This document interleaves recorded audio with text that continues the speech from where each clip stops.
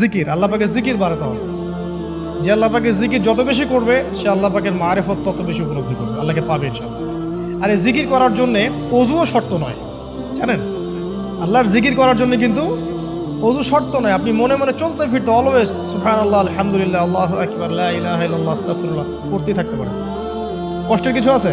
খালি জবান চলবে, খালি জবান চলবে। মাঠে কাজ করছেন, ওই যে লাঙল দিয়ে কাজ করছেন, সেচ দিচ্ছেন, আপনি পড়তে থাকবেন আস্তাগফিরুল্লাহ ওয়া আতুবু ইলাইহি, লা হাওলা ওয়ালা কুওয়াতা ইল্লা বিল্লাহ, সুবহানাল্লাহ, আলহামদুলিল্লাহ, লা ইলাহা ইল্লাল্লাহ, আল্লাহু আকবার। কোনো সমস্যা?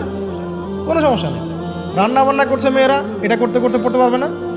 গাড়ি ড্রাইভ করছেন, ড্রাইভ করতে করতে আপনি পড়তে পারবেন লা ইলাহা ইল্লাল্লাহ ওয়াহদাহু লা শারীকা লাহু, লাহুল মুলকু ওয়া লাহুল হামদু ওয়া হুয়া আলা কুল্লি শাইইন কাদির। যে কোনো কাজ করতে করতেই ইল্লাল ইস্তিনজা, ইস্তিনজা বাদ দিয়ে।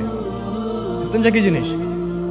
প্রসাব পায়খানা। এই সময় এগুলো মুখ দিয়ে বলবেন না, দরকার নাই। আপনি এখানে এরপরে যে সময়গুলো আছে এগুলো